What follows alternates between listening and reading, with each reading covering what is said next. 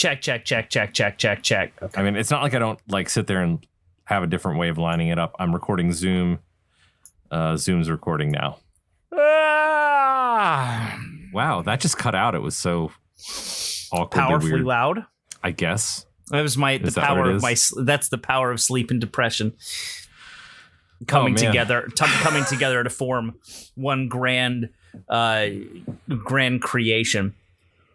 Wow, we're dealing with some grand creations. As you hydrate and I drink beer. Oh, dude, it's cool. I wish I had beer right now. I'm gonna be cracking into the Truly lemonades in just a little bit. That's disgusting. No, they're really good. Get out of my face. No, they're not. Really good. They're not good. Drink that black cherry lemonade and get back to me. Black cherry lemonade? Yep. Drink that black cherry. Actual lemonade flavor? Yeah, It's not a seltzer. It's not a seltzer. It's lemonade. Well, what are they as far as like the carb count? 100. Oh no, fuck that! I can't do that. No, calories actually, or carbs? Calories 100. I think 3 grams of carbs. Oh, then I might be able to do that. 3 grams of carbs, 1 gram of sugar. I think. That adds it up to 4 grams of carbs for me. I don't know which what these starts making it a little bit high. Well, I don't know what these are, so That's I cool. just know they're good. I drink like 7 of them a night. Well, that's alcoholism. No, that's not alcoholism. That's called dealing with the stupid idiot people that we have to deal with right now.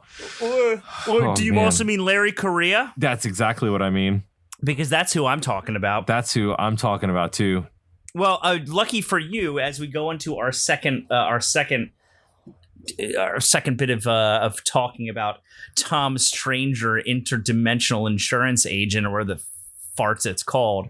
I've got notes, so I'm ready to go today. I'm glad you took notes because I didn't. I didn't take notes. I did, however, listen to the second. Or what is it? A Murder of Manatees, the second Tom Stranger book? Yeah. Because the first one was such a damn hit, we had to create a second joke, right? Oh, man. Dude. Is it just as bad? It's worse. Really? Can you give me some quick tidbits from it before we jump back into interdimensional insurance, man? It starts with Larry Correia having the characters from the first book at a press conference giving an apology.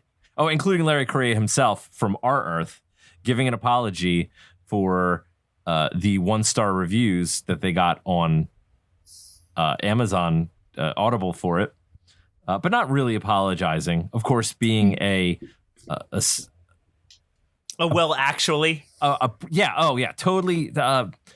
Not understanding. Must have been that liberal agenda, that cuck left-wing agenda coming in and affecting our reviews. We talk about racism in but no, not real racism. No, of course not. Racism throughout the entire against white people. Throughout the entire book, they're accosted by dolphins. They decide that the people who are upset at the book were dolphins because they're racist against dolphins. And so dolphins throughout the book is this thinly veiled, really bad joke that what it actually does is it makes you realize that Larry Correia doesn't understand the concept of racism as far as he doesn't get that when a person tells you, like a person of color tells you that a thing you did is racist. Yes. That you should listen to them.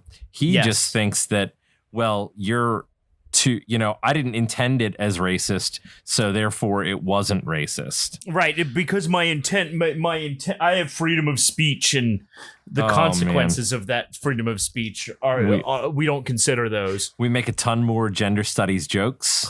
Of course, were it all the same ones? Just like pretty much just recycled. Yeah. Okay, so it's like the same joke 7 or 8 times used over. Cool. Right. Yeah. Except this time because they're fixing the problems from the first book. Mm-hmm.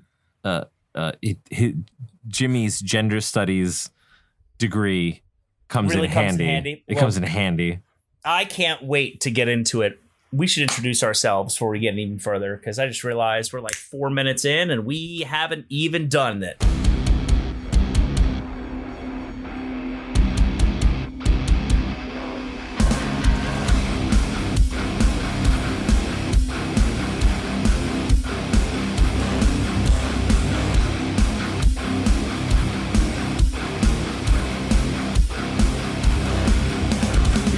Hey. I like. Hey. Hey. I like to. Hey. Hey. I'm Bob. I'm Rance. This is the Quarantine Book Club. And this week we're talking about Larry Correia's Tom Stranger, Interdimensional Insurance Agent. The Adventures of Tom Stranger, Interdimensional Insurance Agent, an Audible original, read by Adam Baldwin. It sucks. So let's get right past that and back into what you were saying. It sucks so bad that we have to have a second episode just to talk about the damn book. We couldn't touch. Plus, I gotta re-extend my invite to Larry Correia to have a fight with me. I haven't gotten a response yet, and so I gotta offer a second one out there. Man, I put it on the Instagram and the Facebook, but like, let's face it, we're tiny little bebs. Nobody's gonna pass this on to Larry Correia. I tagged him, but I guess he just doesn't care. He's too busy having a war about Twitter to. He's too busy writing the #1 best-selling audiobook on Audible. What book? Tom Stranger. That was one of the things they pointed out, was that for a period of time, Tom Stranger was the number one best-selling book on Audible. You know why it was the #1 best-selling book on Audible? Because it was free. It didn't sell. It was free. Yeah. Dude, I actually don't like this guy anymore. No, I don't either. I'm not out there. I don't think that I'm going to continue on with the Monster Hunter series. I don't think I can either. It's gotten too bad anyway. I'm too mad about him, and I'm actually in listening to the second book also. I am really disturbed. He's a reminder of every bad thing that we have going on in this country right now. Every bad idiot person who won't just listen to another person that's saying, hey, the thing that you're doing is not right. Yeah. And we could use your help instead of this fight. Oh, he does. By the way, in the second book, he does make jokes about Donald Trump, and Donald Trump makes an appearance because, hey, let's face it, libertarians don't necessarily like Republican stuff. They're just, Donald Trump isn't a libertarian candidate. He's a Republican boy. We don't like him either. I'm equal opportunity hate. I'm not prejudiced. I hate everybody. That's. I'm sure he has a shirt somewhere that says that. I bet our sister does too. Probably does. Not you, Lith. You're fine. Probably does. So let's get into some stuff that I want to talk about with Tom Stranger, Interdimensional Insurance Agent, because I took you can't really see him there, but I took a few notes. I also have a picture to show you because I want to start the podcast and the video off with this picture that I need to share with you. Okay. I'm going to text it to you really quick. And I'm going to text it to you, and I want you to tell me, see if you can go through and tell me what is so very fitting about this picture I'm sending you. I'm excited. I'm so excited about it. I have just texted it to you. Okay, I'm waiting for it to come through. Okay, cool. Let's see. Come on. There it is. There it is. Okay. I think it really sums up everything that I feel about this book. Chapter 5. Tom and Jimmy's. Larry, the Adventures of Tom Stranger, Interred. So I was driving, listening to this book, and I looked at my display on my car, and sure enough, it has all of the information that you can see about the book and what chapter is being played, but it stops with interdimensional at interred.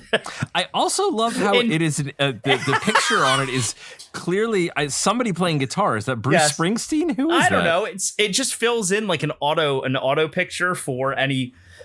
If it doesn't have a picture to fill in the little spot. Yeah. It just fills in a picture. So it's a guy playing guitar. But this is the book about Tom Stranger, Interdimensional Interred. Oh man, Tom Stranger. What I'm doing right now is I'm actually going on Instagram at this exact moment and posting this picture because heck, let's face it, man, this needs to go up there live. Right now. Interred, because this book is a hot turd. Oh, this is my personal account. I want us to talk for a little bit about some of the plot beats that we hit in this book. Okay. Because they're bad. There is no real definitive. Is there an actual plot beat? No, not really. Other than Tom Stranger decides that he needs to bring Jimmy, his intern, the wrongly selected intern, back to his job at a call center. But when he gets to the call center, it's an absolutely silly situation where he realizes that, oh my gosh, these telemarketers are evil, evil beings that need to be, oh God, I don't even know. I'm already confusing the stupid plot because it sucks. No worries. I'm just taking a selfie for us for Instagram too. Trying to do a little bit of what's that called? Marketing, if you know what I mean. Yeah, thanks. Being a good Instagrammer and whatever. The first thing that I wrote down though regarded Adam Baldwin's narration. Oh, how bad it was. I want to say two words to you in two different ways and tell me what they mean. Okay, are you ready? We're doing some exercises today. You ready? I'm ready. So I want you to tell me the first thing that comes to mind when I say this thing. Okay. And no, this isn't a joke. I want you not to think too hard about it. I want you to literally say the thing that comes to mind. All right. But don't overthink it, okay? I'll do my best, man. Here we go. Poor people. Unfortunate. Okay. Anything else?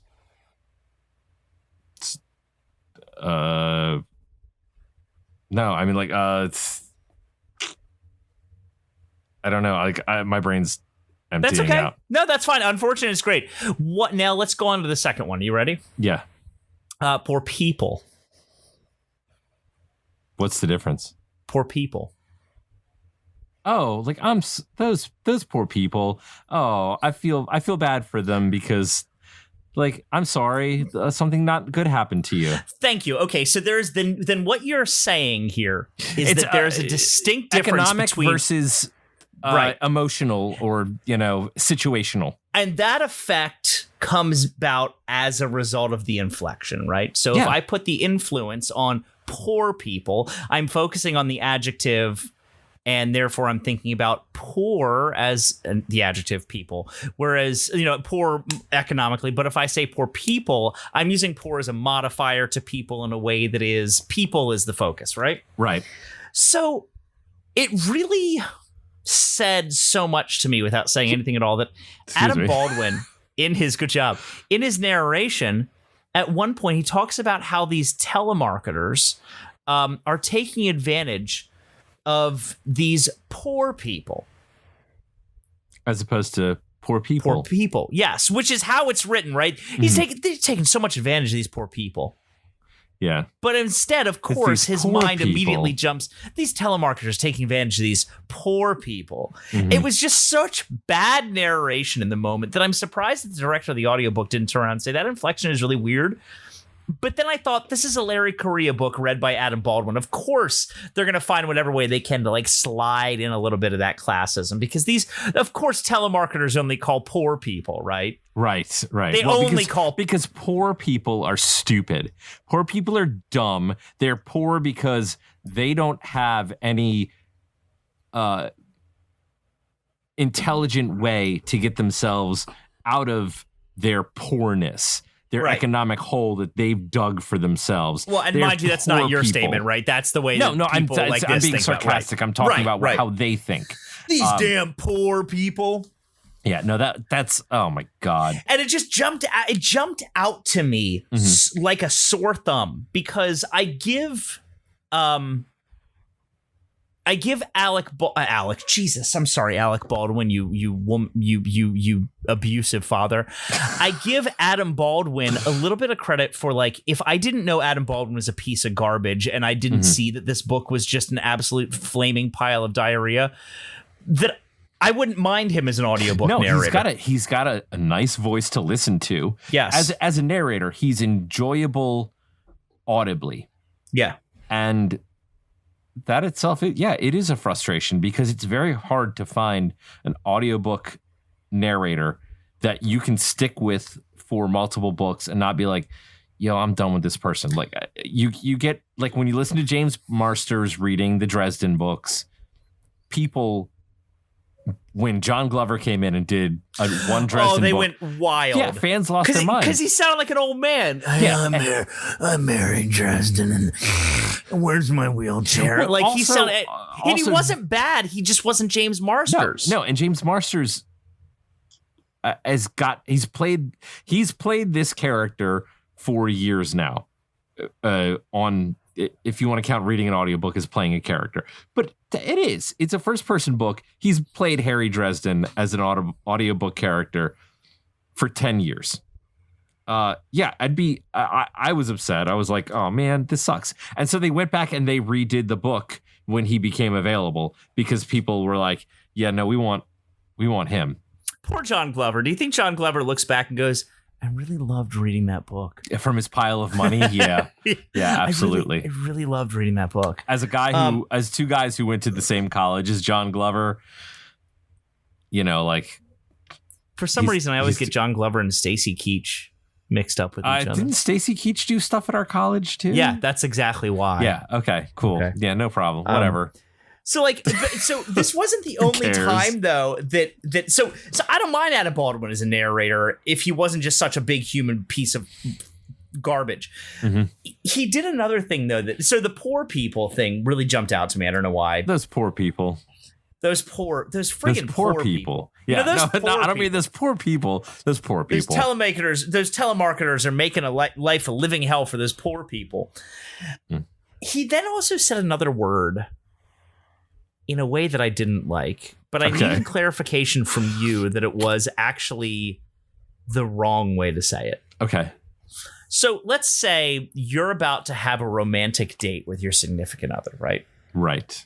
You set up, maybe it's an at-home date. So like you make a wonderful dinner. What do you do to make that dinner great? You light the candles, right? Mm-hmm. You put on, you light the candles with a match, not a lighter, because a match leaves behind that smell, right?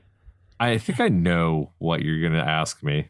And then you go upstairs, you set like the colored lights to red. You put like rose petals on the bed. I'm going to say it before what do you call that? What are you ambiance. Doing? You're setting up ambiance, right? Yeah. Why did no one... Is that the way you pronounce it? I say ambiance. Then why the hell did no one tell Adam Baldwin that it wasn't ambiance? I don't know. And that it's ambiance. It's ambiance, it's Adam Baldwin. Ambient light, and we have ambient light. Right. And the mood is ambiance. Right. It's not ambience. I heard him say... Well, he said ambulance, amber lamps. Ambiance. No. Said ambiance. I'm like, nobody went back to tell him this because maybe my thought was also, is this like this weird like hidden reference to America? Ambiance, America? No, this is a guy coming in, reading the book, walking in, and he says to the director, he's probably drunk. Yo, I got it. Don't you tell me how to read. You sit over there and you listen to the words that I'm reading because I'm Adam Baldwin. And Larry Correia wanted me to read this book. I'm President Adam Baldwin, and I'm occupying this recording studio for my reading. Let's not talk about Larry occupying Correia's book. things. Oh, no, that's the next thing on my list, buddy. Mm-hmm. It's the next thing on my list. A line that really stood out to me was them talking about the... Okay, so here's the thing that's really bothering me. Mm-hmm. Jimmy is set up to be... And this is where this badly written place of satire and... flew in front of my face. That's okay. Of satire and silliness and bad writing all crashed together, and I don't really know which any of this is. Jimmy is Tom Stranger's intern. Tell me a little bit about Jimmy, Bob, that you remember about Jimmy. Jimmy loves to party. Jimmy has a degree in gender studies. Believe me, we can't talk enough about Jimmy's majoring in gender studies. It's almost like the biggest Jimmy joke. It's almost like Jimmy. Is Jimmy the his left? personality is defined by his gender studies degree. Oh. Similar to how Larry Correia is defined by his personality. His personality is defined by his love of guns. Yeah. Jimmy is Jimmy the left? No, that's what I'm saying though. Jimmy is the left. Jimmy is the left. Jimmy is a quote satirical version of the left. Oh,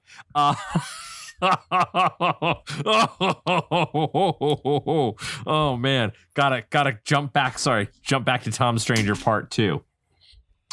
Don't you guys have Saturday Night Live on your planet? Don't you understand satire? Like, there are shows and writings and recordings on your in your dimension where people make fun of things, right? Don't you have a sense of humor in your dimension?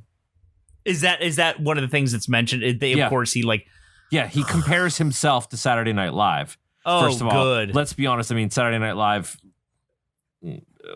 also problematic. We found out. So whatever. Apparently, Lorne Michaels is a problem. I don't know. I'm not diving into that. But also, don't you have Saturday Night Live? It's been doing parody and satire for 30 years now. Yeah. Don't worry about it. My 2-hour audiobook about interdimensional insurance, it's up there. It's up there because it was number 1 on Audible because it was given away for free. I'm Saturday Night Live. Did you know? Sorry. So that's okay. That's okay. So Jimmy is the left, right? What else is Jimmy? So gender studies. What else about Jimmy do you remember? Oh man, I wish I could tell you more because let's face it, Jimmy's a one-dimensional character. Super one-dimensional. Book about dimensions. Why did he get his gender studies degree? Do you remember? Oh, because he gonna get chicks. This gender studies degree get me chicks, right? What's the name of his?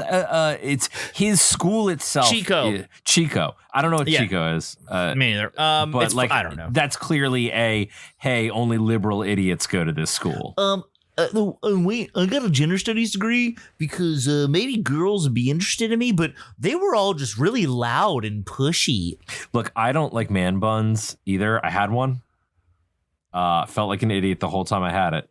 But if you want to have a man bun, that's cool. I don't think that a man bun in the second book, Jimmy grows a man bun. Oh, and that does is he? Also a constant source of humor. As much as his gender studies degree. Because he's a stupid hipster with a man bun. Well, but one of the things that we learn about Jimmy is that he has no problem taking a poop in a bucket. Oh, right. Yeah. I'll poop in a bucket, man. When he is taken hostage by the telemarketing, what is it, Fail State? Yes. The telemarketing company Fail State, where he was meant to work. He's taken hostage by them and forced to work as a telemarketer. And his boss tells him that he has no bathroom breaks. He must use a bucket. And the line from the book is, well, of course Jimmy had gotten used to improvisational pooping. He occupied Wall Street. There's so many quote-unquote jokes about Occupy Wall Street in this and occupying a street. They're not even nuanced or layered. And there's no clever satire. You give me someone who is self-proclaimed liberal, right? Mm-hmm. You give me the task to write satire from a libertarian or conservative perspective. I damn well challenge you. I would do it better than Larry Correia did. There's no nuance. There's no layer to any of this. It's just these half-assed, dumb, frightened jokes. These are legitimately frightened jokes. You're right. It's coming from a place of fear, a place of fear of the other. Mm-hmm. There's no acceptance. Absolutely. There is no. I want to make funny jokes this week. Like I want to have fun and do fun stuff. I'm having and fun. Make fun of this, but. There's so little fun to be had with this book. Yeah, and you talk about a place of fear. I legitimately, listening to these two books, am upset and disturbed by the fact that people are out there that find this humorous. They think it's funny, and that they're actually they think this type of behavior is okay because it's a behavioral type. Yeah, absolutely. Look at the way that he writes and talks about women in this, right? So you look at I think gender studies can get me chicks, right? Chicks are from the start, they are an object. The only female character of any import is Tom Stranger's secretary, Muffy. Oh, and Muffy's in the second book. She goes out on the job with them. in the second book. Good. She's got a bunch of cybernetic parts. She's from Joyzy. Oh, funny. She's a secretary that has a lot of cybernetic parts. Mm-hmm. Didn't Larry Correia basically write a secretary in another one of his books that had a bunch of missing body parts and replacements? Oh man, Dorcas from the Monster Hunter series, oh, right? Dude, no, I'm starting. And Dorcas is Wait, admittedly is Dorcas missing? I know Ray Shackelford. A leg. Oh right. Yeah, Dorcas is missing a leg, right? Now I will admit, I'm upset. Larry, I'm upset at you because I like Dorcas as a character because she's not just this secretary. She is retired from her job as a monster killer, and she's a badass, right? And she's stronger than most of the dudes. She never took anything at all. Like she never took shit from anybody. And Dorcas is only working as a secretary because, well, that's what Dorcas feels like doing. But she also feels like she can protect MHI from the front, right? She's actually part of the reason she's at the front desk is she's got like a fully loaded bullshit under the desk, like shotguns and guns and one of the sequences in the Monster Hunter series, somebody like attacks their headquarters. Yeah, she goes nuts. And she's awesome. And I think that's the problem is that when he's trying to write non-politically, it's fine. Bad. When he's writing non-politically, it's fine. Yeah. When he's writing politically and he has an agenda, yes, it's a problem. It's just dumb. It's not good. I didn't feel as any of the Monster Hunter books until the later, especially the later ones when it's focused, Monster Hunter Guardian, I believe, when it's specifically focused on Julie Shackelford. Granted, I get that Julie Shackelford is a bit of a Mary Sue at first, but she has layers to her, right? Like he's had enough books to layer her up. It's almost like as he moves through the Monster Hunter series, he actually begins shaving away all of Julie's layers, and she just becomes this sharpshooter, smart girl, and that's the only thing that's important about her. Rifleman's dream. She's a rifleman's wet dream, and that is sad. And it's funny because he makes statements about Holly. Holly is a character who's defined by the fact that she's got major trauma in her life. She's also a former stripper. But one of the statements that he makes in there is that like nobody in his world gives a shit that she was a stripper. Right. That, they're all just like sex workers, man. Who cares? Like they're people. They deserve respect too. It's almost like these books are written by two different Larry Correias from different dimensions. Mm-hmm. Well, until you get to Monster Hunter Guardian, did we just create a Larry Correia multiverse? Did we just create the Dark Tower of Larry Correia? No, we did. We're way smarter than that. What it is the Tom Stranger is absolutely true, is 100% true, and this is just one of the pocket dimensions there. Like we've had a Hawking paradox. Do you think that after the circumstance at the end of the first MHI book that Larry Correia himself might have been replaced with Larry Correia from another Earth? So therefore that's why the Monster Hunter books get like increasingly super right wing as they go along? I don't know, man. I don't know. It's breaking my brain. I'm trying to give him the tiniest bit of credit, right? But I can't make excuses, dude, when you suck. As I'm listening to Tom Stranger Part 2. Yeah. There was a moment where I'm walking around and I'm listening to it in my headphones and I'm doing some like manual labor. I was looking outside to make sure Larry Correia wasn't coming for me. He's coming. Actually, I was just checking to see if it was raining. I'm fight him right now. And I'm listening to it, and I'm like, do I have it wrong? Is this actually clever satire? And the whole point of this is that he's making himself into a bad guy. Like I'm not getting the joke. Am I not getting the joke? And that he's a much better person, and that everything that is satirical in this book is even a second layer of satire, and that he's trying to say, look, I'm making fun of the perceptions that people have of me by creating a story that is not like that. I don't believe these things that I'm writing about in this book. This is all like this elaborate satire, but I can't give him that level of credit. Because that's not smart. No, it's not that. The writing isn't that smart. When we get to the end, there are times where he says things that I'm okay with and that I agree with, but it's very rarely, and usually I'm just mad at him. One of the things that actually bothered me about this was that I didn't feel like the satire of insurance was strong enough.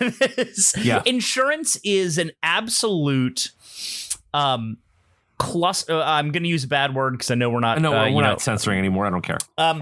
Insurance is an absolute clusterfuck of an industry, right? It's a scam. It is a huge scam, and this entire book is it establishes insurance as though insurance is a commodity provided to people who are lucky enough to get it, right? Well, which it is, but it's like that it's a service. That insurance is truly a service provided to you and not just a thing to put money in people's pockets for a lack of events in your life. Right. And that you really need insurance. Right. This book is saying you need insurance, life insurance, car insurance, interdimensional insurance. All of these insurances are necessary. If we want to keep the economic gears flowing, we must have insurance. And that you should be afraid if you don't have insurance. If you don't, right. Bad things will happen to you and you won't have any way to cover yourself financially. It glorifies the role of the insurance agent. It doesn't even use it as satire. You could replace Tom Stranger's job as interdimensional insurance agent with any other fucking job, and the satire would still be the same. Yeah. You could replace him with interdimensional custodian, interdimensional veterinary tech, interdimensional mercenary, interdimensional congressional lobbyist. It would be the exact lobbyist. It would be the exact same. There's not even any clever satire about insurance other than the very last line of the book, which is the badass offering a clever quip and a clever pun to end the novel. Do you remember what that clever pun was? No, because I've ejected so much of it out of my brain. You should eject it like diarrhea. He is asked if Jeff Conundrum, this is probably the first time we've talked about Jeff Conundrum. Jeff Conundrum, because we can't even keep ourselves straight with how garbage this book is. Jeff Conundrum is the antagonist. He is a member of a rival insurance company, and he has blue hair, wears neon suspenders, and he's fat. That's what we know about Jeff Conundrum. And there's plenty of jokes about how fat he is. Jeff Conundrum gets put in a position where he has to actually ask his rival, Tom Stranger of Stranger and Stranger Interdimensional Insurance, for insurance coverage, right? At which point Tom Stranger looks at him and goes, I can't provide you with that insurance. Why not, Tom? And it's like he puts on the glasses and he says, because pre-existing conditions. And that's the end of the book. What are the pre-existing conditions? That they have a rivalry? I don't even care. But it's just, of all things, you end this book with the you have pre-existing conditions. It's not medical insurance, you fucking idiot. This is interdimensional insurance. What pre-existing conditions do you have? You are a dimension, so therefore I can't insure you? I don't. That's the stupidest punchline in the world. It is the silliest, dumbest, most unthought out garbage of a punchline. Hey Bob, I can't sell you car insurance. You want to know why? Why not, bro? Pre-existing conditions, dude. Oh, you got me. I can't sell you funeral insurance. Why not, man? Pre-existing conditions, man. You're alive. Oh, got him. I can't sell you water insurance, water flood insurance. Why? Because I'm a fucking asshole. Because Larry Correia. It's just we should just wrap it around into disaster insurance. There should be a separate fucking thing. Also, pre-existing conditions. It was so, and then the end of the book, the epilogue, is an ad for Stranger and Stranger Insurance, during which all of the characters, the SecDef, Arlie Ermy, and President Adam Baldwin talk about how helpful it was that they had Stranger and Stranger Insurance. And of course, who makes a guest appearance, Bob? Because we can't end a book in 2016 written by a libertarian without a badly represented version of what public figure? President Obama. Of course. Is it 2016? Was it 2016 or was it earlier? 2016. Read by Adam Baldwin. Read by Adam Baldwin, who, gotta be honest, guy does a pretty spot-on Barack Obama impression. And that was the thing. Like, that was when I got to that point. I was just like, okay, are you trying to make fun of Barack Obama because you hate him, or are you making fun of Barack Obama because, like, we're all in on the joke and he's a good dude and we like him? Like, what? No, they just make fun. The Arlie Ermy character, R.I.P. Arlie Ermy, calls him a maggot. Calls him a maggot. Tells him to stuff it in his cornhole. They name Arlie Ermy by name in the next book. Oh God, do they really? Sorry, Arlie Ermy. Yeah, no. So, like, I mean, he's dead, and they're like, I guess we can use his name at this point. Who cares? That's like saying Brad Linaweaver. Did you R.I.P. Brad? Did you also, were you a little uncomfortable, Bob, when Jimmy, the intern, is taken captive in fail state telemarketing, and he's and he's told he will work, that he is property of fail state, the implement, the object that the supervisor is using to keep him in line? Was it? Oh, you mean whips and chains? Yeah, a bullwhip. Yeah, no, like, it's. What? Oh no, it's. Well, let's be honest. Larry Correia is a guy who's like probably got some. He's probably got some secret BDSM tendencies hanging out there somewhere. He does. He likes women. He likes women in leather outfits to tell him he's been a bad boy. Yeah, he does, but he also clearly doesn't recognize the fact that having a character being told that they're owned and then somebody keeping an eye on them with a bullwhip is like racist. That's exactly it. It never crossed his mind. He's not. The intent wasn't there. He wasn't thinking about it as a racial thing. I was thinking about it as BDSM. Yeah, and I can't. It's like there's so many layered problems with the dullness and I'm trying to think of the right word. The dullness of this book, right? This is not sharp biting satire. It is the kind of satire that you would spend 4 minutes digging through a cantaloupe with because you didn't sharpen it well enough, right? It's a high school skit. Yeah. It's like trying to cut a piece of leather with a table knife. Like, it just doesn't work. It's bad. There's nothing biting. There's nothing cutting. There's nothing sharp. There's nothing clever, nothing witty, nothing smart, nothing but just dullard garbage. At one point, Tom Stranger... I love that word. He's a dullard. Mm-hmm. At one point, Tom Stranger says, I don't know what's happening, but this is very silly. And I was like, yeah, this whole book is silly, but not even in the good way. No, silly in the way that, like, why do I have this piece of garbage anymore? I'm going to throw it in the trash. There's so much. There's the entire. The second book. Let me tell you about the second book. Tell me a little bit, because I've gotten so far off of my original intent to talk about the plot of this book because the plot doesn't matter. Don't read this book. It's shit. Wendell the manatee gets kidnapped. You know why Wendell the manatee? Yeah. You know why? I'm doing my best Adam Baldwin impersonating a manatee impression. They pointed out. They pointed out at the beginning of the next book that people loved Adam Baldwin's manatee impersonation. Like, it's the first 5 minutes of the second book is just this self-referential masturbatory sequence where they can't get away from Larry Correia thinks that he's a fucking troll. He thinks that he's an internet troll, and he's there fucking jerking off going, guess what, guys? I'm going to tell all these liberals what's up. They're so mad at me right now, and I'm just loving it.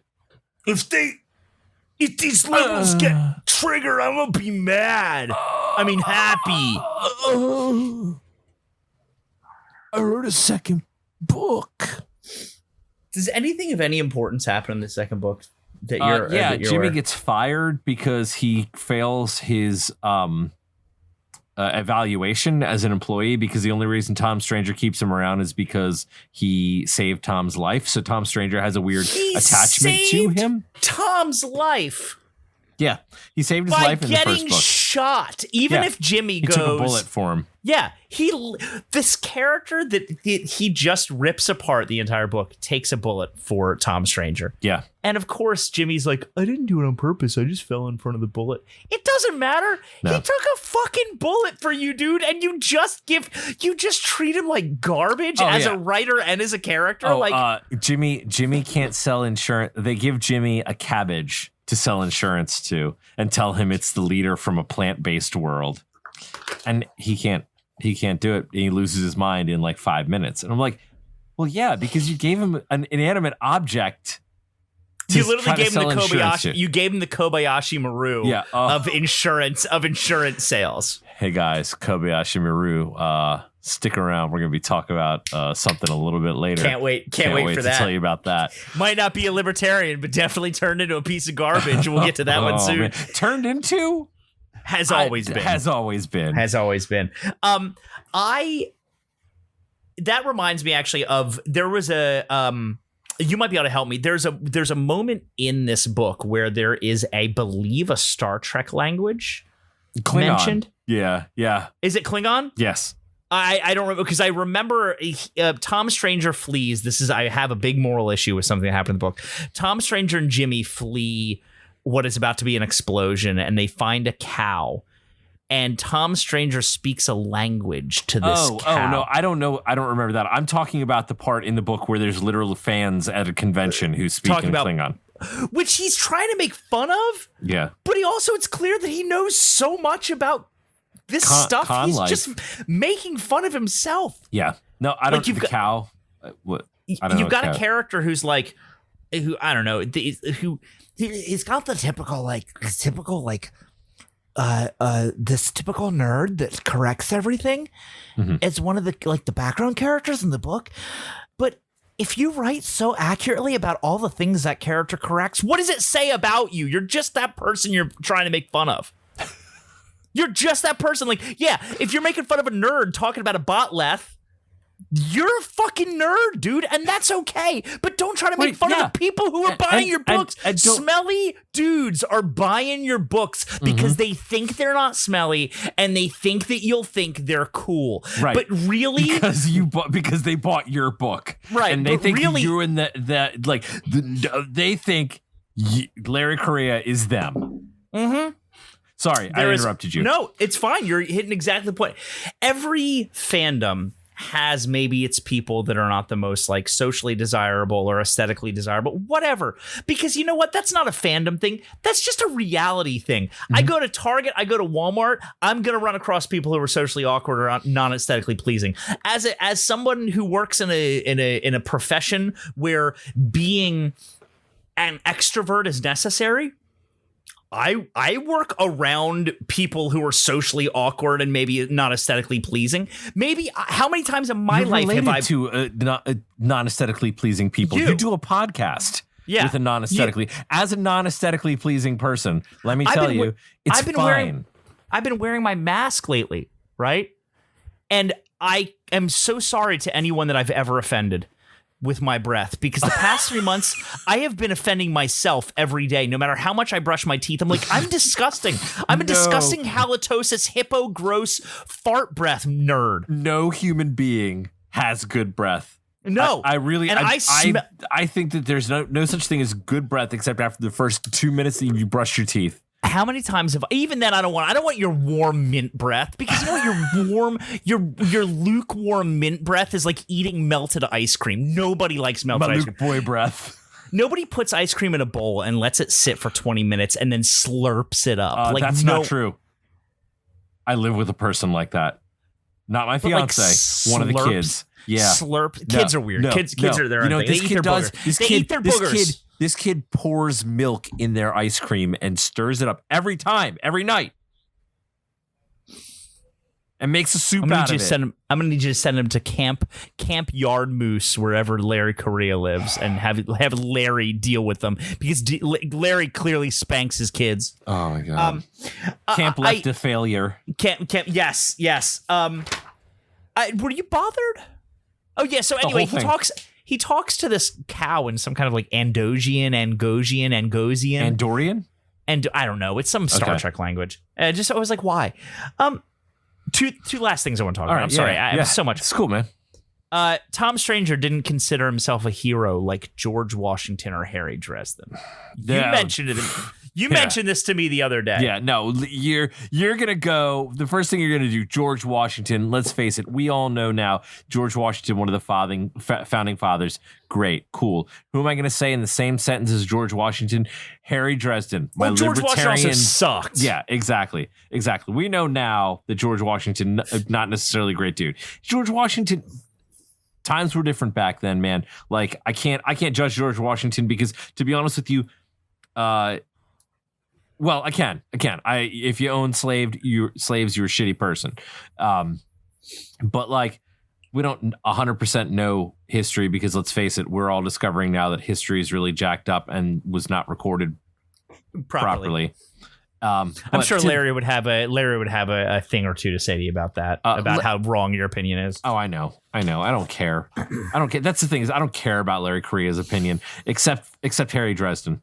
Let's talk about the fact that at this point in time, Larry Correia and Jim Butcher were guest starring on each other's short stories. Like, they were writing short stories for each other in their each other's worlds. Did Larry Correia write any Dresden stories? Yeah, because he wrote a story for Side Jobs, I think. Maybe. I don't remember, but I know Jim Butcher wrote a story for Monster Hunter. Yes. One of the, I guess, I don't even remember. One of the short story anthology, Monster Hunter Chronicles or something like that. Like,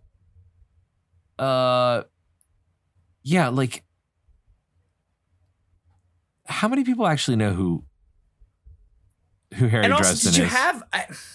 Could you pick a different hero? Like, did you have permit? Harry Dresden isn't a great hero, which is why I like reading about him, right? Yeah. I'm really nervous. I'm actually really nervous for the next 2 months because I have changed so much since I read the last Dresden book. I'm so afraid of how much I've changed since I'm going to read the next it comes out on it comes out in a week. It comes out in a week.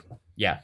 And by the time we release this, yes, it will be, I think, exactly a week from release date on this. So we may actually need to use that as one of our upcoming books and talk about it. Here's the thing. I'm in the last hour, listening to the last hour of the book prior to this Skin Game. Sure.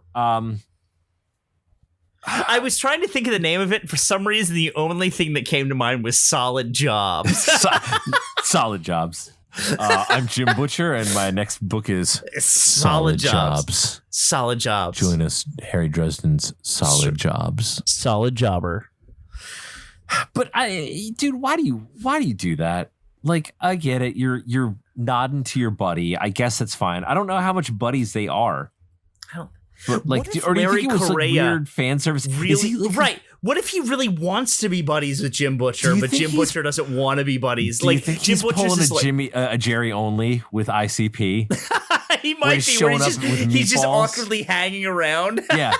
Jim Butcher's like, Larry, can you just go home, man? I'm signing books here, and Larry's like, I'm signing books. I'm dealing with my divorce. Yeah, like, dude, I'm trying to hang out with my son. I think I got a son.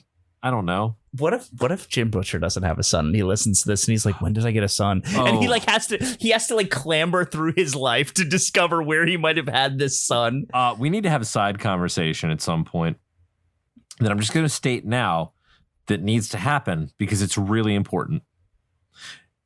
Dungeons and Dragons, Wizards of the Coast have officially announced that they are no longer evil races in Dungeons and Dragons. Sure. So that means your dark elves, your orcs, your goblins, all of the races that are humanoid that would have been evil by nature are now no longer so. That puts a really big damper on the storytelling of one R.A. Salvatore. because his entire career was based around a story, based around a character who, now that you look back on it, I'm like, there's some weird racial stuff in the Drizzt Do'Urden books that I'm not sure how to process because I don't know what is appropriate anymore. But he comes from a race of people who all have black skin, and they're all inherently evil.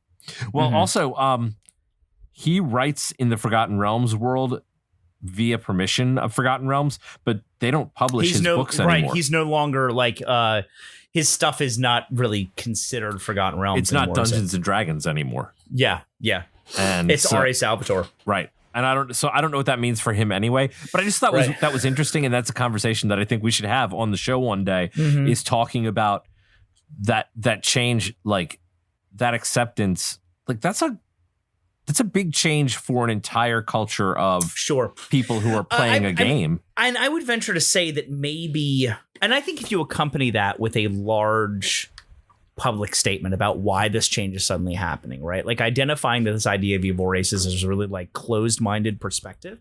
But also, I would also venture to say, I'd be curious to know when that was officially said, because also Wizards of the Coast and Dungeons and Dragons have come under fire lately. Really? Yep. Because there was a person of color who worked there who officially came out and said that they were working in an intensely hostile work environment. That happened with Cards Against Humanity recently too. Did it really? Oh yeah, big time. I read a whole article about it. I can, yeah. So I'd be interested to look into that. I'd be curious to know where the correlation is, and I don't know much more of it because I'm not sure about it. Also, do you realize how stupid I sounded just then? I read a whole article about it. I read one whole article. You know, I was learning about racism. I read one article about it. I spent at least 5 minutes reading an article while I was taking a poop. I read a whole article while I was eating my breakfast about how Cards Against Humanity people are bad. Let's face it, Cards Against Humanity is really a bad game. It's a bad game. The concept of the game is that you sit around with your friends and say things that you wouldn't normally be allowed to say. And almost like the it's the black friend giving you permission to say the N-word. It's the conceit of the game, right? The conceit of the game is because you were playing a game, you can say the things. Yeah, and that's and really like it's like I say it now. Like I used to like playing it about the first 5 times I played it, and then I stopped. I was like, okay, I'm going to see the same jokes over and over. And also, my brain only works one way. If it's not a poop joke, then it's not going to be funny. And nobody else thinks poop jokes are funny except you. Yeah. So, and maybe the other 5 people that listen to this podcast, clearly. Because what else? I heard that you had something for me. I do have something for you, but I want to talk about one more thing before we go. Hey, bro, I just want you to know. Completely off topic. I'm looking at you right now on this Zoom feed. Yeah. Your eyes are looking like a beautiful, beautiful green. Thank you very much. I really appreciate it. I just want you to know that. You also noticed that I'm feeling a little better. You know why I'm feeling a little better? Because I started running again. No. Feeling a little better about myself. Feeling a little better about myself, about my body. Yeah. When I record this podcast, I don't feel better about my body because for some reason this camera makes me look like a big disgusting thing. Thanks, bro. This is the compliment. This is a compliment minute. I like your haircut. I like your face. I think that you have thinned down. You look great now that you've gotten the work done on your teeth and that it's no longer bothering you. Thank you. You look at home in your earmuffs and your firing range. I heard Larry Correia is going to come and hang out with you. I want to. Here's the thing, man. I actually would hang out with Larry Correia and I would have a conversation with the guy. I want to fix him. And I don't think it's possible. No, but I just want to be like, hey, bro, look. Here's the thing, man. Maybe I can just say this to you. Maybe you'll listen to me because I am a white dude with facial hair, just like you. Yeah. And I just want to tell you these couple of things that you say. Real bad, man. Don't say them again. They bother me. And look, I'm not mad at you for it because we live in a world where we can accept things. We don't have to troll each other. No, Larry Correia, you're a fucking piece of shit. Fuck you, man. Eat shit. Larry, I still want to fight you. Was there a problem that you had with the Tom Stranger in this book completely lost all sympathy for me. Okay. Because Tom Stranger's history is one riddled with tragedy. His whole planet gets destroyed, right? Right. Makes me feel sad for Tom Stranger because all of his planet gets destroyed. But what does he allow happen as they flee the fail state telemarketing? He allows all those telemarketers to die in a fiery explosion and does not care one bit. He has all of this Doctor Who like power, and he can't save a single one because he just doesn't try. And he's like, you know what? Telemarketers are basically monsters. They're evil. People trying to make a living for themselves, just evil monsters. Which yet at the same time, if we look at what happened in the book just 10 minutes beforehand, we found out that all those telemarketers are slaves. Are slaves, right? So you're a person with a great amount of like power and ability, and you're like, you know, I'm just going to let them all die. It doesn't matter. Like, fuck you, Tom Stranger. And also, make up your mind, dude. Like, as a writer, are they innocent people or are they monsters? Absolutely. It's okay to have a black and white. You don't need to have a gray area. You know what? That's fine. Look at Star Wars, man. Star Wars was, for the first 3 movies, hero and villain. Yep. Serious black and white. The first time they really started to like take that, maybe go into a gray area is Return of the Jedi. And I think it's one of the reasons why I like Return of the Jedi so much. But at the end of the day, it was still a guy who went, I know the difference between good and bad. I'm not going to fall. Sure. I'm not going to be bad. And instead, Tom Stranger, hey, there's some innocent people. I don't care because they do a bad thing for a living. They are They make people's lives mildly inconvenient. They're a bad cog in the capitalist wheel, and I don't like them.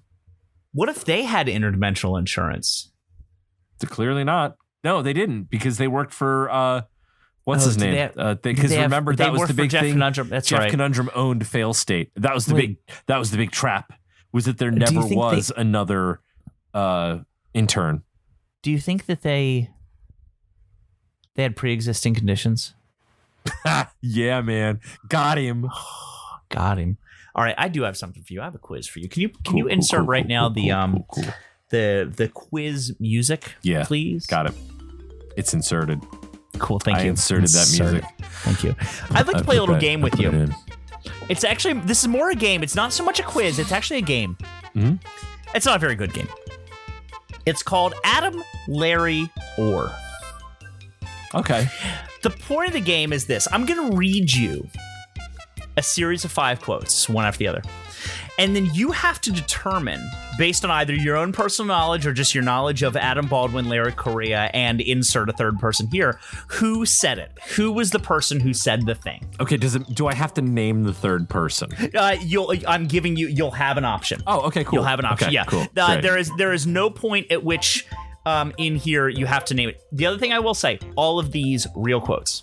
Nice, exciting. All of these real quotes. I'm so ready. I'm so ready for this. This sounds like a lot of fun. So, and I can give you definitely some. Not be mad by the end of it. No, not at all. Okay, so number one. Tell me if you believe this is Adam Baldwin, Larry Correia, or Dana Loesch, the current female spokesperson for the NRA. Guns are sexy, and sexy distractions sell in the media. Guns are sexy, and sexy distractions sell in the media. Adam, Larry, or Dana?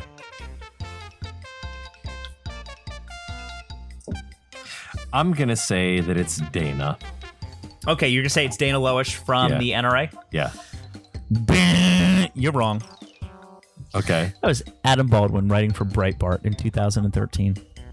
Cool. Saying why do we focus on guns as the big evil? Because they're sexy, and therefore it's a distraction from the real problems, like propaganda. So wait, is he saying that sexual attractiveness is bad? He's giving guns like a sideways compliment, but also saying that because they're sexy, they're a welcome distraction from the real problems. That all these liberals don't focus on the real problem, propaganda, because guns exist, and so we're focusing on guns instead of the real problem. Guns are sexy, after all, and therefore they really distract. They're a great sexy distraction for the media. Cool. So you're 0 for 1 so far. That's okay. You realize I'm probably gonna end up being 0 for 5, right? No. I think I suck at this. I suck at games like this. Second one. Suck, man. Second one. Was this Adam Baldwin, Larry Correia, or Arlie Ermy who said, sissies, liberals, and crybabies? Okay. So here's the problem. All 3 of them said it. Because in the book, it is a line that Arlie Ermy says, read by Adam Baldwin, written by Larry Correia. I'm actually going to say no on that. You are wrong. You're wrong on that. You got 2 of the 3. Arlie Ermy doesn't say it. It's actually Larry, and Adam that say it. Because Larry Correia says... it's the sexy Larry Correia from the Korea Tech... the Korea Tech dimension. Yeah. And he comes by and he's like, the only people who can't use Korea Tech are sissies. Oh, right. Liberals and crybabies. Yeah. Oh, man. That's the coolest. That's exactly the type of dude that I think is really cool. That sells me a gun right there. I'm like, of course. I would never use this gun. No sissy, no liberal, no crybaby has ever used this gun. Man, I need that gun. Son, I have cried a bunch in my life, and I've also shot guns, so what's that say? That you are not a crybaby. Like, I cry a lot. You can cry and not be a crybaby, bro. I cry a lot. Okay, did you cry when your dad died? Only once. Yeah, there you go. You're not a crybaby. Only once. You're a tough man. No, I cried what Tom Stranger cried, which was one single manly tear. Yeah. Single manly tear, because tears also have... I locked all my tears inside when our dad died. Here we go. You're as you should have. Mm-hmm. Don't be a cuck, dude. You know why my dad would have called me a fucking baby? Don't be a cuck. He would have said, you're a crybaby. But you know what, though? He wouldn't have. He would have never done that. I know. Right? Come on, man. I'm trying to be a tough, manly, non-crybaby, non-sissy, non-liberal over here. Number 3. Number 3. Is it... Dumb 3. Number 3. Is this Adam Baldwin, Larry Correia, or David Duke who said this? Oh, fuck me, man. Come on. They're opportunistic fucking scum getting off on the suffering of others. This is just a little excitement for their dull, coddled lives. Shit, man. I feel like this is a really terrible thing to say, and that like you've planted David Duke in there so that I'll like immediately go to that, but that it's a trick question. And I think it's Adam Baldwin.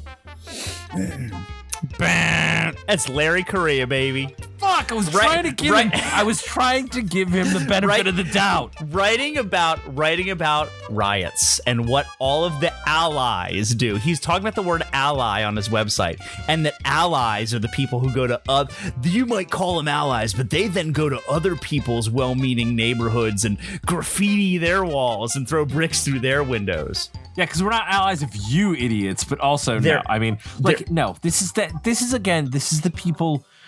He's a privileged white dude who doesn't get what is happening in our country right now. Right, dude. But that's okay. They're opportunistic fucking scum. His words exactly from his blog. Next one. You ready for number 4? You're 0-3 right now. Here's what I'm saying about your 0-3. The last one I was really close on. You were. Here's what I'm saying though about this. I think the fact that you're 0-3 is telling me everything I needed to know. It's perfect. Okay. It's telling me everything I need to know, which is that all these fucking sound boxes, all these echo chambers, they're exactly the same. Yeah, it doesn't matter if you're David Duke, Larry Correia, or Adam Baldwin. You're all the same piece of garbage. You're a monster. Okay, here you go. Ready for this one? Yep. Okay, I'm gonna read this one first, and then I'm going to give you the options because I feel like the options are hilarious. Many writers, beginning with Karl Marx, have recognized that technology rules society, and the political left is technological society's first line of defense against revolution. Tell me if you need me to read that again. Wait, give me the choices again. Adam Baldwin. Yeah. Larry Correia. Or the Unabomber Ted Kaczynski. And I want you to read it for me one more time. Many writers, beginning with Karl Marx, have recognized that technology rules society, and the political left is technological society's first line of defense against revolution. It's Correia. It's Ted Kaczynski, baby. Son of a bitch. Not only does this guy sound like Dana Lowett, not only does he sound like David Duke, he also sounds like the Unabomber Ted Kaczynski.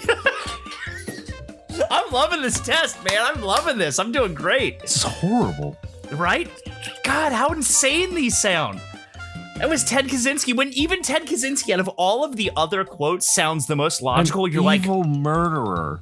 Right, sounds like he's like technological society is the source of all of the problems. And, like, okay, you ready for the last one? Yeah, man. All right. This one's a little different because this actually has 3 different answers that weren't there before, but it's still along the same lines. Who wrote this?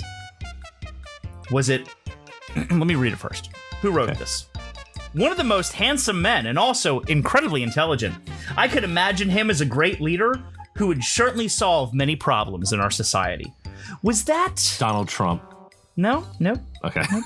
Because that sounds like it, right? Yeah. Was that a review of Larry Correia's books by Larry Correia? Okay. Was it an endorsement of Adam Baldwin in his state senate race? Or was it a review of one of the Unabomber Ted Kaczynski's books? Okay, read it for me again. One of the most handsome men and also incredibly intelligent. I could imagine him as a great leader who would solve many problems in our society. It's Adam Baldwin. It's for Adam Baldwin's race, like running. No, is it the fucking Unabomber again? That's a review of one of the Unabomber's books on Google Books. The problem is, I don't know if it's satire or not. I don't know if somebody wrote that going like, Ted Kaczynski's super ugly, so I'm also going to write on here that he's handsome. But it sounds like something that Larry Correia would also say about himself, right? Dude, you were 0 for 5. You failed the shit out of that. Like, you failed hard. I don't like our world. I don't like our world. I don't like the people in it. I don't like this. I think that these trash people are horrible. I would never actively wish them harm. I would not want to except do the Unabomber anything Ted mean to Kaczynski. them. I definitely wish him harm. But also, David Duke, I wish him harm too. yeah, like, no, whatever. no, get out of here, racist. Whatever, gross KKK piece of trash, shit, garbage, man. But like Larry Correia and Adam Baldwin, what are you doing? Be better. Be better. If I can mistake you for the fucking Unabomber and for David Duke, the former head of the KKK, right? the United States' worst terrorist organization, because that's what they are, fucking scumbag terrorists. That's what you sound like. You sound like a scumbag terrorist, and I hate you. I told you, I'm so mad. It says a lot, man. The fact that you scored a 0 out of 5 is just, it's amazing. It's actually. like my life. I feel like that's what my life is right now. Just scoring 0 out of everything. Oh, well, I can only hope that maybe Larry Correia scores 0 out of 5 soon. Can I show you a cool thing, by the way, with my little notebook? Yeah, sure, man. Show it to me. I'm gonna erase this pen. And I'm gonna reuse this paper. And I'm gonna wipe the paper down with a wet rag later and reuse it. And is then it I can dry also erase? It's like dry erase. You get these specific pens to write it on, and then You're gonna lose see that fucking pen, man. Yeah, I got like 7 of them. Don't worry. Don't worry. You see at the top where on my notes it says hashtag Adam Larry or hashtag. Yes. When I scan it in, if it's anything within hashtag is a title. It titles the file. That's cool, man. Right? Is that like I'm way more? Is hashtag like an HTML thing or something? No, it's just. I guess nobody's gonna write hashtag next to it. Cool. I thought hashtag everything, bro. Hashtag Larry Correia. Hashtag Adam Baldwin. Hashtag you sound like a murdering bastard. I should, you know what? If I could fix anything with this, I'm just wearing my hat in the stupidest way possible. If I could fix anything, thank you. I would have just gone back and added in more pieces of garbage for you to select from. Man, think about it. You know what?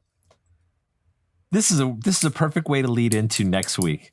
Yeah, because next week we're gonna hit another one of the world's great science fiction franchises, and And we're going to talk about space. We're going to talk about some Star Trek, man. But we're not just going to talk about any Star Trek. We're going to talk about the Shatnerverse. And for those of you that don't know what the Shatnerverse is, after Star Trek Generations came out, and spoiler alert, Captain Kirk died. And he dies by going. What's the final word he says? It's oh my. Oh my, that's what it is. Yeah. William Shatner was not happy with the way Captain Kirk ended.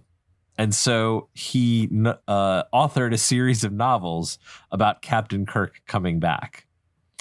And they're not good. They're very much like the Correia tech owning Larry Correia in the Tom Stranger books, where it's like Captain Kirk is the best dude at everything. It is a series of Mary Sue novels where William Shatner, and I've read a decent amount of them. William Shatner just he whips out his dick and pisses all over this book and says, "Guess what? The world of Star Trek is mine. It's all Shatner. It's all Shatner. This is all because of me." And it's non-canon because he just went like they continued to create Star Wars things or Star Trek things, and he just went, you know what, man? I'm just gonna make my own. I'm gonna make my own Star Trek thing. It doesn't matter. I don't care that you've released movies since then, which don't match up. Don't care. Can we talk about how Nemesis was not a good movie? So Nemesis was not a good movie. Insurrection was not a good movie. Tom Hardy looking like a real tiny boy. Picard is not a good television show. I haven't watched it yet, so don't tell me anything yet. But I'm gonna make my determination. It's not good. I'm gonna watch it soon. It's not good. Is it because Picard's an old man? Have you watched Discovery yet? I'm watching Discovery. I'm in the middle of it right now. Is it better than Discovery? Picard? Okay, so Discovery is a different animal than Picard, and I feel like Discovery is very much like it's action, where it's action Star Trek. It takes a lot of cues from the Abrams Star Trek. Sure. And it actually exists in that universe. I dig that. That's cool. But that's the problem with Picard. Is that it also takes place in the Abrams in that universe. Right. So it's technically not a sequel to Star Trek The Next Generation because things are different than what was previously canon. Is there a point at which the Shatnerverse could somehow clash together with the Abrams verse? Oh man, that'd be awesome. Maybe we should talk about that. I would love that. We should talk about that. Yeah. So what's the name of the book we're going to be checking out? So the book is called, it is The Ashes of Eden. And it is Ashes of Eden. And it is the sphincter of the mind's eye and Ashes of Eden. The Asses of Eden. Asses for eating. Sphincter of the mind's eye and Asses of Eating. Awesome. So this book we're going to do for however many of these we get into in this series. We'll decide after this first one. We're going to do the Audible versions of these. I love it. I got to be honest with you. So I have found it. So the Audible is nice because I'm actually, so as you know, we talked about it last week with our first one. Every week we're also one about highlighting like an author of color whose book is actually worthwhile reading. And I've got that. So maybe like this week. And while we will not often talk about those because I honestly have too much fun talking shit on bad books and allowing people to enjoy good books in their own time and not being blabbed at about them.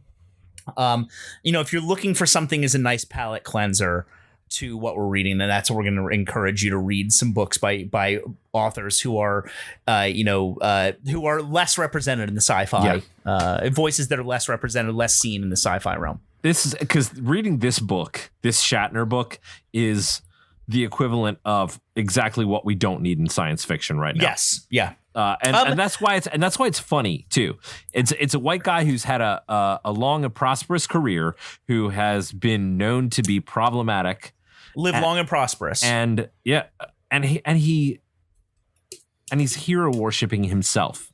Yeah. Oh, who wouldn't? Really? I mean, Larry Correia did, right? So Ashes of Eden next week. Ashes of Eden next week. Awesome. So also, if you want to pick it up on Audible, if you're a member, right now it's $6 and it's a 2.5 hour listen. So you can get through it in a couple of days on the way to work. Perfect. I love that. I can't wait. Hey, you know what? If it's any better than Larry Correia's Tom Stranger Interdimensional Insurance turd, then it's going to be a pleasure to listen to for 2 hours. And it is narrated by Shatner himself. Oh, perfect. Just like when he wrote Tech War, right? When he created Tech War. We got so much to talk about with Shatner himself. Something I found out recently before I jump into my plug. Yeah. I didn't know that William Shatner's Tech War, the first Tech War video game, was actually the first 3D Realms build engine game. Really? Yeah. It's terrible. Like, it's not good. Watch some videos.